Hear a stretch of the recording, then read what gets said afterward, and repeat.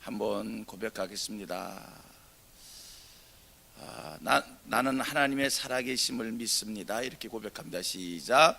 나는 하나님의 살아계심을 믿습니다. 아멘. 하나님 살아계시고요. 인생들은 이 세상 살면서 실수하더라고요. 실수하고 잘못하더라고요. 실수하지 않고 잘못하지 않는 사람들 별반 없어요. 제가 교회를 이렇게 목사로서, 담임 목사로서 교회를 책임지고 세워가면서도 사람인지라 완벽하게 교회를, 온전하게 교회를 세워가지 못하고 때로 많은 성도들에게 원치 않게 상처를 드리고 아픔을 드리고 그러면서 목회를 합니다.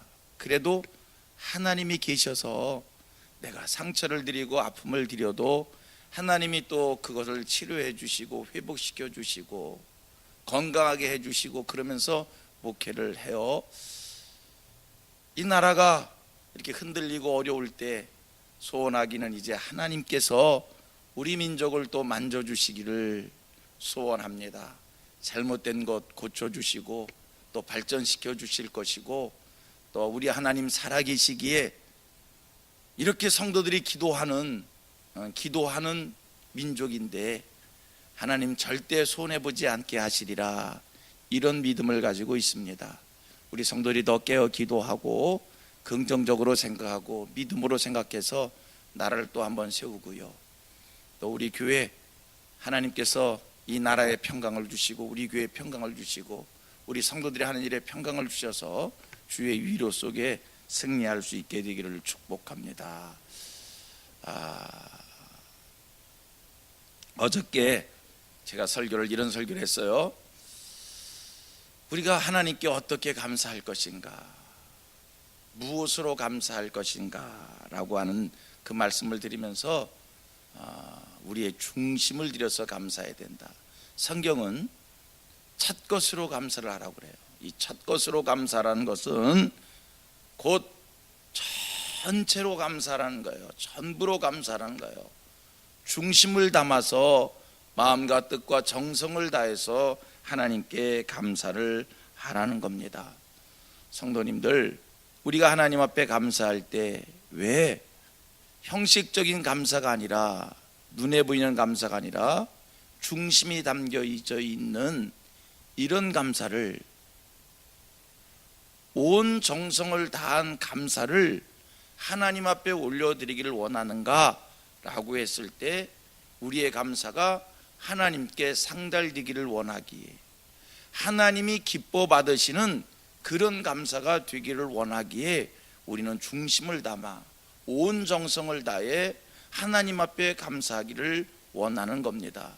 분명한 사실, 우리 하나님은 우리의 감사가 어떤 감사인지 다 아신다는 거예요.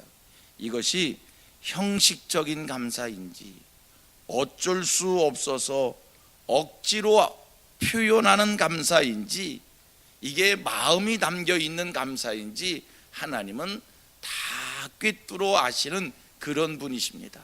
그러기에 이 하나님 앞에 온전한 감사를 하기를 원하기에 먼저 우리는 내가 하나님께 받은 은혜를 세어보고 그리고 감격적인 감사를 하나님 앞에 올리기를 소원해야 될 겁니다. 분명한 것, 우리가 하나님께 상달되는 감사를 하면 우리 하나님은요 더 감사할 일들을 많이 주시고요. 할렐루야. 분명한 사실입니다. 내가 하나님께 감사하면, 그 감사가 상달되면 하나님은 더 많은 감사의 일들을 우리에게 주시고, 만약에 오늘 내가 하나님 앞에 감사를 했는데 그 감사가 하나님이 기뻐 받으실 수 있는 감사, 하나님께 상달되지 못하는 감사를 드리면 오히려 여러분 화가 임한다는 거예요. 하나님은 절대 만홀히 여김을 받으시는 분이 아닙니다. 여러분, 하나님께 상달되는 감사, 하나님이 기뻐 받으시는 감사를 해야지, 하나님께 상달되지 않는 감사를 하면 성경에서 찾을 수 있는 증거예요. 오늘 본문에 아벨, 가인 등장합니다. 가인이 하나님 앞에 제사를 했어요. 근데 가인이 하나님 앞에 제사를 했는데, 예배를 했는데 하나님께 상달되지 않는 예배를 했어요. 하나님께 상달되지, 하나님이 기뻐받지 않는 그러한 감사를 하나님 앞에 표현했다는 거예요. 여러분, 우리가 하나님께 상달되는 감사를 하면 마음속에 안위와 위로와 평강이 찾아오는 것이고, 하나님께 상달되지 않는, 하나님이 기뻐 받으시지 않는 그런 예배를 하면, 그런 감사를 하면 하나님 앞에 예배하고도 마음이 편안하지 않아요. 거꾸로 하나님과 사이에 막히기에, 하나님께 상달되지 않는 감사를 드리기에 거꾸로 마음이 불편해지는 거예요. 마음이 악해지는 거예요. 보십시오. 잘 알잖아요. 가인이 하나님 앞에 예배하고 난 후에 그 마음이 어떤 마음으로 바뀌어집니까? 분노의 마음으로 바뀌어져서 하나님 앞에 예배하고도 마음속에 질투의 마음이 찾아와서 결국은 자기 동생 아벨을 돌로 쳐 죽이는 무서운 죄를 지었다는 거예요. 소원하기는 여러분들의 예배가, 여러분들의 감사의 표현이 하나님 앞에 상달되어지는 그런 감사의 표현이 되시어서 마음의 위로와 안위와 평강이 차고 넘치는 그런 축복이 있기를 원합니다.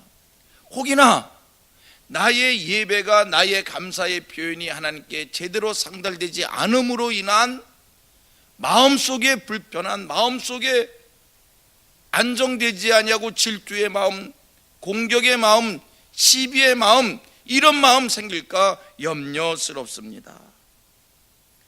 가인이 왜 하나님께 예배하고도 그 예배가 하나님께 상달되지 아니했는가? 그거는요, 감사로 제사를 드린 것이 아니라 형식적인 제사를 드렸기 때문입니다. 제사는 하나님이 기뻐 받으시는 제사가 되게 하기 위하여 성경이, 말씀이 가르쳐 준 대로 말씀에 따른 제사여야 되는데, 가인은 하나님 앞에 제사할 때 하나님의 말씀의 인도를 받은 제사가 아니라 자기 임의에, 자기가 하고 싶은 대로, 자기 방식대로 하나님 앞에 제사했더니 그 제사가 하나님께 상달되지 않았고 결국은 그 마음속에 질투의 마음, 분노의 마음이 생겼다는 거예요. 여러분, 우리들이 하나님 앞에 예배할 때 하나님께 상달되는 예배를 드리려면 하나님이 가르쳐 주신 대로, 성경의 원리대로, 말씀대로 예배를 해야 그 예배가 하나님께 상달되는 줄로 믿습니다. 자, 우리들이 이제 하나님께 감사를 표현해야 돼요. 여러분, 추수감사절 예배는 내가 하나님께 받은 은혜에 대한 표현의 감사절 예배인 거예요. 매일매일의 삶이 우리가 늘 하나님 앞에 감사를 고백하지요. 여기 계신 성도들 중에서 하나님께 감사를 표현하지 않는 분들이 어디 있습니까? 다 감사를 표현하시는 분들이지요. 순간순간 하나님 감사합니다, 감사합니다, 다 이런 표현을 하지요. 그런데 이제 왜 교회가 1년에 한 번 대대적인 추수감사절 예배를 하는가? 이거는 내가 하나님께 받은 은혜를 이제 내가 할 수 있는 그 모든 것으로 일제히 감사를 표현하는 그러한 절기의 예배인 거예요. 다음 주일은 무슨 예배냐면 내가 하나님께 받은 은혜를 하나님께 마음껏 표현해 드리는 거예요. 그런데 이 감사를 마음껏 표현해 드릴 때 어떻게 표현할 것이냐, 어떻게 표현할 것이, 이것도 중요하잖아요. 내가 하나님 앞에 감사를 표현한다는 것, 여러분, 부부가 가정을 이루고 삽니다. 남편이 아내를 사랑하지요, 아내가 남편을 사랑하지요. 중요한 게 뭡니까? 마음속으로 백날 사랑하는 게 아니라 그 사랑의 표현이 있어야 되는 거예요. 그 표현을 어떻게 할 것인가? 자, 하나님 앞에 우리가 감사를 표현하는데 그 감사의 표현을 어떻게 하는가? 가인과 아벨에서 배우기를 바랍니다. 감사의 표현을 내 식대로 내 방법대로 내가 하고 싶은 대로 내 임의로 표현하는 것이 아니라 하나님께서 가르쳐 주신 대로 성경의 원리대로 감사를 표현할 때 그 감사가 하나님께 상달되는 겁니다. 보십시오. 가인도 하나님 앞에 제사하고 아벨도 하나님 앞에 제사했어요. 여러분 잘 아시잖아요. 가인은 농사하는 사람이기에 땅의 소산으로 하나님 앞에 제사를 했어요. 아벨은 양을 치는 사람이었기에 양의 첫 새끼로 하나님 앞에 제사를 했어요. 뭐가 잘못됐습니까? 그런데 하나님은 아벨의 제사를 받고 가인의 제사를 받지 않았다는 거예요. 자, 여러분 판단해 보십시오. 여러분 한번 생각해 보십시오. 가인은 농사하는 사람이었습니다. 땅의 소산으로 하나님 앞에 제사했어요. 아벨은 양을 치는 사람이었습니다. 양의 첫 새끼로 하나님 앞에 제사했어요. 뭐가 잘못됐습니까? 아무리 생각해봐도 가인이 뭘 잘못했지? 아니, 농사하는 사람이 땅의 소산으로 제사했는데 아벨은 양을 치는 사람이었기에 양의 첫 새끼로 제사를 했는데 뭐가 잘못된 거예요? 근데 하나님께서는 아벨의 제사를 받고 가인의 제사를 받지 않았다는 거예요. 뭐 구속사적으로 설명을 하면 어떤 이들은 이렇게 해석도 합니다. 아벨은 피 있는 제사를 했고 가인은 피가 없는 제사를 했기 때문에 하나님께서 피 있는 제사를 받으셨다고. 그거는 구속사적으로 뭐 영적 의미로 그렇게 해석을 하는지 모르지만 영적 해석, 구속사적 해석하기 전에 왜 틀린 거예요? 오늘 성경이 우리에게 중요한 답을 주십니다. 여러분, 아까 제가 설교 중에 이런 얘기했어요. 하나님 앞에 감사의 표현은 뭐라고요? 성경의 원리대로 하나님이 가르쳐 주신 대로 하나님의 말씀대로 감사를 표현하는 거예요. 가인과 아벨의 감사의 제사가 달랐던 것은 성경의 원리를 따르지 않은, 하나님이 가르쳐 주신 대로 감사를 하지 않았기에 한 제사는 하나님께 상달되고 한 제사는 하나님께 상달되지 않았다는 거예요. 다음 주일 우리가 하나님 앞에 감사의 표현을 할 때 여러분, 우리 성민교회 모든 성도들은 어느 누구도 가인과 같은 감사를 하는 사람 없기를 바라고요. 다 아벨처럼 감사하셔서 감사를 하나님 앞에 표현한 이후에 더 큰 축복을 누리시기를 바랍니다. 오늘 본문을 한 번 더 읽어보도록 하겠습니다. 오늘 본문 한 번 더 읽어봅니다. 보십시오. 아주 중요한 것을 여러분들이 발견할 수 있어요. 시작. 믿음으로 아벨은 가인보다 더 나은 제사를 하나님께 드림으로 의로운 자라 하시는 증거를 얻었습니다. 여기까지. 다시 한번 읽어볼까요?